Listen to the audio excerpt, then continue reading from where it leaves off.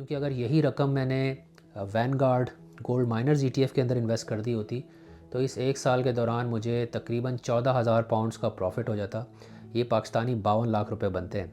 लेकिन फ़र्ज़ करें कि गोल्ड के प्राइस जो है वो 50% बढ़ जाते हैं तो इनका प्रॉफिट मार्जिन डबल हो गया। जो गोल्ड माइनर्स ईटीएफ है उसने आउट परफॉर्म किया है फिज़िकल गोल्ड ईटीएफ को।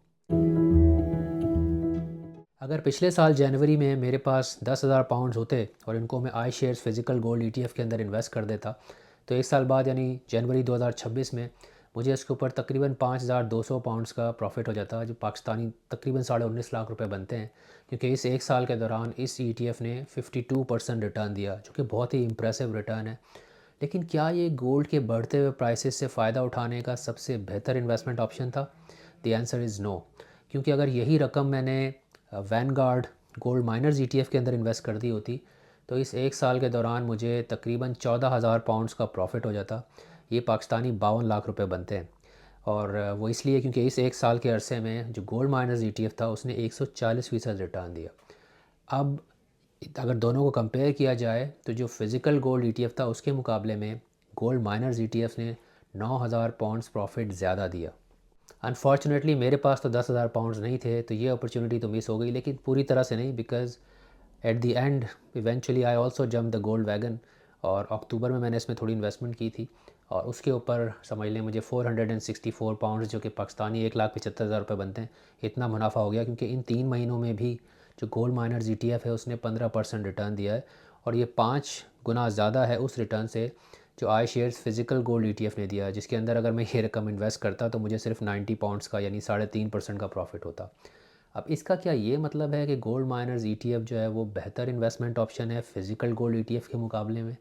पर इसका जवाब इतना आसान नहीं है। हमें ये समझना होगा कि जो गोल्ड माइनर्स ईटीएफ है उसका स्ट्रक्चर क्या होता है, वो कैसे काम करता है और उसका रिस्क एक्सपोजर क्या है। इसी तरह जो फिज़िकल गोल्ड ईटीएफ है उसका स्ट्रक्चर क्या है, और इन दोनों को कंपेयर करना पड़ेगा, तब शायद हमारी समझ में आए कि कौन सा ऑप्शन बेहतर हो सकता है। अच्छा, गोल्ड में इन्वेस्टमेंट करने के मुख्तलिफ़ तरीके हैं। मसलन फ़िज़िकल गोल्ड ख़रीदा जा सकता है, जैसे कि कॉइन्स हो गए, बार्स या बिस्किट्स, इवन ज्वेलरी, या फिर किसी गोल्ड फंड के अंदर इन्वेस्टमेंट की जा सकती है। और इसके ऊपर भी मैं वीडियो कर चुका हूँ कि कैसे चूज़ करना चाहिए या इनमें से कौन बेहतर रिटर्न देता है, जो मेरे सोशल मीडिया पेजेस पे आप जाके देख सकते हैं या मेरे यूट्यूब चैनल पे देख सकते हैं। और मैं कमेंट के अंदर या डिस्क्रिप्शन में लिंक भी डाल दूँगा। अगर आप वो वीडियो देखने के बाद ये डिसाइड करते हैं कि आपको गोल्ड फंड के अंदर इन्वेस्टमेंट करनी है तो उसमें भी ऑप्शंस होते हैं। मसलन या तो आप फिज़िकल गोल्ड ईटीएफ के अंदर कर दें, जो बेसिकली आप समझ लें कि एक इलेक्ट्रॉनिक वे है गोल्ड में इन्वेस्टमेंट करने का, या फिर आप गोल्ड माइनर्स ईटीएफ के अंदर इन्वेस्ट कर दें। गोल्ड माइनर्स ईटीएफ जो है वो एक्सचेंज ट्रेडेड फंड है, यानी ये लिस्टेड होता है। इसके अंदर बिल्कुल इसी तरह से आप इसके यूनिट्स ख़रीद सकते हैं और बेच सकते हैं, जैसे एक कंपनी के स्टॉक्स या शेयर्स आप ख़रीदते हैं और बेचते हैं ब्रोकरेज अकाउंट के ज़रिए। अब ये इन पैसों को आगे उन लिस्टेड कंपनीज़ में इन्वेस्ट करता है जो कि गोल्ड माइनिंग में, यानी ज़मीन से सोना निकालने में या गोल्ड प्रोड्यूस करने में इन्वॉल्व होती हैं या गोल्ड डिस्ट्रीब्यूट करने में इन्वॉल्व होती हैं। अगर आप मेरे ईटीएफ का स्ट्रक्चर देखेंगे तो इसकी जो होल्डिंग है उसके अंदर बड़ी बड़ी कंपनीज़ हैं। मसलन इसके अंदर एग्निको है, न्यूमॉन्ट है, बैरिक गोल्ड है, एंग्लो गोल्ड है। ये चंद एक नेम है जो मैं आपको बता रहा हूँ, और आधे से ज़्यादा कंपनीज़, ये तकरीबन 49-50 कंपनीज़ हैं जो इसके अंदर ये इन्वेस्ट करता है ईटीएफ। इसमें से आधी से ज़्यादा नॉर्थ अमेरिका में है। अब क्योंकि आप ऐसी कंपनीज़ में इन्वेस्ट कर रहे हैं जो लिस्टेड हैं स्टॉक एक्सचेंज पे, तो यहाँ पे एक्विटी रिस्क है, यानी जो स्टॉक मार्केट से रिलेटेड रिस्क होता है, वॉलेटिलिटी होती है, उसमें आप एक्सपोजर ले रहे हैं डायरेक्टली।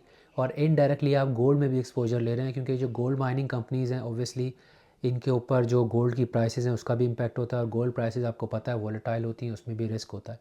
अब ये काम कैसे करता है? ये जो गोल्ड माइनर्स होते हैं ये ऑपरेशनल लिवरेज रखते हैं। मसलन अगर गोल्ड की प्राइस में ज़रा सा भी इजाफा होता है तो इनका जो प्रॉफिट मार्जिन है वो बढ़ जाता है। हम मान लेते हैं कि जो 1000 पाउंड मालियत का सोना है उसको निकालने की जो कॉस्ट, जो कीमत एक माइन प्रोड्यूसर को आती है वो 500 पाउंड है। तो इसका मतलब ये हुआ कि इनका जो प्रॉफिट मार्जिन है वो 500 है। लेकिन फ़र्ज़ करें कि गोल्ड के प्राइस जो है वो 50% बढ़ जाते हैं, तो अब यही 1000 मालियत पाउंड का जो सोना है अब ये 1500 पाउंड का बिकेगा। लेकिन अगर एट द सेम टाइम इनकी कॉस्ट नहीं बढ़ती तो इनका प्रॉफिट मार्जिन डबल हो गया, यानी बजाय 500 के अब इनका प्रॉफिट मार्जिन 1000 पाउंड हो गया। तो आपने नोट किया होगा कि सिर्फ 50% प्राइस इंक्रीज़ से 100% प्रॉफिट इंक्रीज़ हो गया गोल्ड माइनर का। अब क्योंकि इन्वेस्टर्स ये बात जानते हैं तो जो गोल्ड माइनिंग कंपनीज़ होती हैं उनके शेयर्स की डिमांड बढ़ जाती है और इसी वजह से उनकी जो शेयर प्राइस है वो ऊपर चली जाती है। अब जितना गोल्ड माइनिंग कंपनी की शेयर प्राइस ऊपर जाती है, उसी प्रोपोर्शन से जो गोल्ड माइनिंग ईटीएफ है जो कि उन्हीं कंपनीज़ में इन्वेस्टेड है, उसका भी यूनिट प्राइस बढ़ जाता है। और यही जो इजाफा है यूनिट प्राइस में, वो मेरे जैसे ईटीएफ इन्वेस्टर्स के लिए प्रॉफिट होता है। अब बात यहाँ नहीं रुकती, क्योंकि ये गोल्ड माइनिंग कंपनीज़ जो हैं ये लिस्टेड कंपनीज़ हैं। अगर ये प्रॉफिट ज़्यादा बनाती हैं तो फिर उस प्रॉफिट का कुछ हिस्सा ये डिविडेंड की सूरत में इन्वेस्टर्स को डिस्ट्रीब्यूट करती हैं। तो इसका मतलब ये है कि जो गोल्ड प्राइस अप्रिसिएशन हुई उसकी वजह से जो ईटीएफ का प्राइस बढ़ा, एक तो वो प्राइस गेन आ गया आपका, वो प्रॉफिट है। साथ साथ ये कंपनी जो है वो डिविडेंड भी देती है ज़्यादा प्रॉफिट कमा के, तो वो आपको एक्स्ट्रा प्रॉफिट मिल रहा है। अब अगर इसका खुलासा करें तो एक गोल्ड माइनर्स ईटीएफ जो है पोटेंशली वो एक फ़िज़िकल गोल्ड ईटीएफ के मुकाबले में ज़्यादा प्रॉफिट दे सकता है। और इसको अगर हम हिस्टोरिकल डेटा से देखें तो ये चार्ट अगर मैं आपको अपनी स्क्रीन पे दिखा सकूं, तो 2025 में जून तक तो दोनों का रिटर्न एक जैसा ही आ रहा था तकरीबन। लेकिन जून से लेकर और फिर दिसंबर और जनवरी के स्टार्ट तक जो गोल्ड माइनर्स ईटीएफ है उसने आउट परफॉर्म किया है फिज़िकल गोल्ड ईटीएफ को। इससे पहले कि आप अपना ब्रोकर अकाउंट खोल के और गोल्ड माइनर्स ईटीएफ में इन्वेस्टमेंट का प्लान बनाएं, ये जानना भी बहुत ज़रूरी है कि जो माइनिंग ईटीएफ है, अगर उसमें पोटेंशियल ज़्यादा है प्रॉफिट देने का, तो उसका रिस्क भी बहुत ज़्यादा है और ये बहुत ज़्यादा वॉलेटाइल भी है।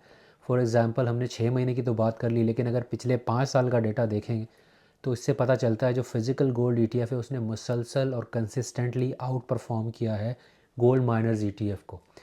और सिर्फ आखिरी 6 महीने थे जिनकी मैंने शुरू में भी बात की, जहाँ पर आकर जो गोल्ड माइनर्स ईटीएफ है उसने तेज़ी पकड़ी और वो पीछे छोड़ गया फिज़िकल गोल्ड ईटीएफ को। मैं 3 महीने की भी अगर बात करूँ जो मेरी इन्वेस्टमेंट का पीरियड है, इसमें भी मेरा रिटर्न बहुत ज़्यादा ऊपर नीचे हुआ है। कभी 400 पाउंड का प्रॉफिट दिखा रहा होता है एक दिन, तो अगले दिन 150 पाउंड का प्रॉफिट दिखा रहा होता है। इनफैक्ट एक पॉइंट पे 170 पाउंड का लॉस भी दिखा रहा था। तो क्योंकि मुझे ये पैसे चाहिए नहीं, मैंने रिस्क लिया था कि भाई डूब भी गए तो खैर है, ये रिस्क मैं लेने को तैयार हूँ, तो मुझे फ़र्क नहीं पड़ा। बट जब पैसा आपका लगा होता है और ये इतना ऊपर नीचे हो रहा था ग्राफ, तो आप परेशान होते हो और फिर आप गलत डिसीजन लेते हैं पैनिक करके। अब यहाँ पर आप एक तो इक्विटी मार्केट का रिस्क ले रहे हैं क्योंकि आप लिस्टेड कंपनीज़ में इन्वेस्ट कर रहे हैं। दूसरी तरफ ये जो गोल्ड माइनिंग सेक्टर है, इसके अपने चैलेंजेस होते हैं, कंपनीज़ के ऑपरेशनल चैलेंजेस होते हैं, आप उसका भी एक्सपोजर ले रहे हैं, जब भी आपका रिस्क मल्टीप्लाई हो रहा है। अब अगर गोल्ड माइनिंग कंपनीज़ के जो चैलेंजेस और रिस्क्स हैं उनकी बात कर ली जाए, तो इनमें काफ़ी चीज़ आ जाती हैं। मसलन लेबर रिलेटेड प्रॉब्लम हो सकते हैं। अक्सर लेबर यूनियन स्ट्राइक कर देती है। फॉर एग्ज़ाम्पल तनख्वाह बढ़वाने के लिए अगर स्ट्राइक कर दें तो माइनिंग एक्टिविटी रुक जाएगी। प्रोडक्शन हॉल्ट अगर लंबा हो जाता है तो कंपनी को नुकसान भी हो सकता है। फिर ऑपरेशनल चैलेंजेस हैं, मसलन फ़र्ज़ करें कोई की इनपुट है, कोई केमिकल है जो उनको चाहिए होता है गोल्ड माइनिंग करने के लिए, अगर उसकी कॉस्ट बढ़ जाती है, एडमिनिस्ट्रेटिव एक्सपेंसेस बढ़ जाते हैं, या डेट सर्विसिंग कॉस्ट है, आजकल इंटरेस्ट रेट हाई है, वो बढ़ जाती है, तो ये भी ऑपरेशनल चैलेंजेस हैं जिसकी वजह से उनकी कॉस्ट बढ़ेगी।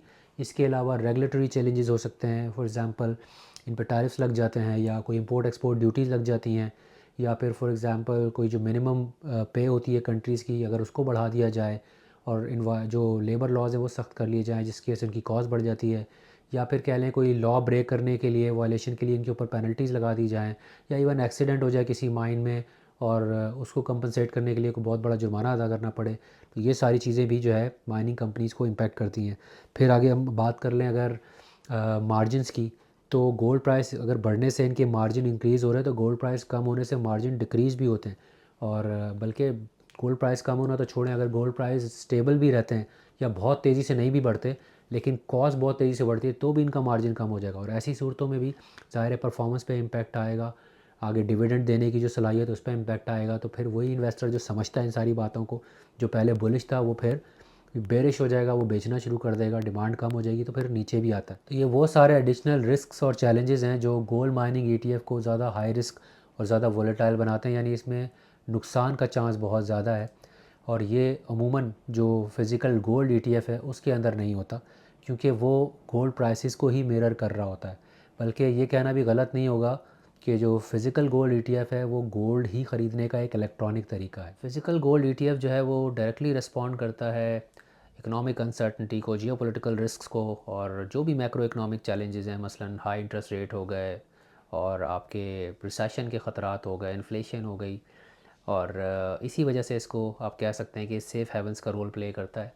और साथ ही में इक्विटी मार्केट के रिस्क को भी ये मिटिगेट करता है या कम करता है, क्योंकि जो गोल्ड माइनिंग ईटीएफ है वो तो लिस्टेड कंपनीज़ हैं, यानी आप फिर भी स्टॉक मार्केट में ही आपका एक्सपोजर है। मेरी अपनी भी मैं बात कर लूँ तो मेरा जो 25% मेरी इन्वेस्टमेंट का है वो गोल्ड के अंदर इन्वेस्टेड है एक तरह से, लेकिन उसको मैं ये नहीं कह सकता कि ये गोल्ड का एक्सपोजर है, क्योंकि वो गोल्ड माइनिंग कंपनीज़ हैं वो ETF जिसमें इन्वेस्टेड है। तो मेरा 100% एक्सपोजर एक्विटी मार्केट की साइड पर है, जो कि बहुत ज़्यादा रिस्की है, तो मैं पैसे लूज़ भी कर सकता हूँ। लेकिन ये रिस्क मैंने ले लिया है और अब इसकी वजह से मुझे एक क्लोज़ली मॉनिटर करना पड़ेगा गोल्ड प्राइसेस को और गोल्ड माइनिंग सेक्टर को। और बिफोर द साइकिल टर्न्स, यानी जब गोल्ड प्राइसेस नीचे आना शुरू हों या स्टेबलाइज हो जाएं और कॉस्ट बढ़ने के चांसेस हों माइनर्स के, तो उस टाइम पे मुझे देखना होगा। बल्कि बस ऐसा वक्त आने से पहले ही जो ख़बरें आ रही होती हैं जिनसे सिग्नल्स मिल रहे होते हैं, उसी वक्त मुझे निकलना पड़ेगा इस गोल्ड माइनिंग ETF से और फिर फिज़िकल गोल्ड ETF की तरफ आना पड़ेगा। बहरहाल देखते हैं कि ऐसा कब होता है, क्योंकि जो लेटेस्ट रिसर्च मैंने की है उसमें मुझे अगले चंद माह में, कम से कम अगले 6 मंथ्स में तो ऐसा होता नज़र नहीं आ रहा। लेकिन ये चेंज हो सकता है, आई डोंट नो, 1 महीने बाद मैं आपसे आगे कह रहा हूँ कि नहीं अब आउटलुक अच्छा नहीं है। तो अगर आप जानना चाहते हैं कि मुझे ऐसा क्यों लग रहा है, तो इसके ऊपर भी मैंने एक वीडियो की है हाल ही में, जिसका लिंक मैं आपसे कमेंट या डिस्क्रिप्शन में शेयर कर लूँगा, या फिर आप मेरे सोशल मीडिया पेजेस और यूट्यूब चैनल पे जाके देख सकते हैं कि इस वक्त गोल्ड का आउटलुक कैसा है। क्योंकि मैं हाई टाइम पे एंटर हुआ हूँ, लेकिन उसके बावजूद मुझे प्रॉफिट हो रहा है, तो मैंने उसकी एक्सप्लेनेशन दी है। आपसे जल्द दोबारा मुलाकात होगी। अपना ख्याल रखिएगा। अल्लाह हाफ़िज़।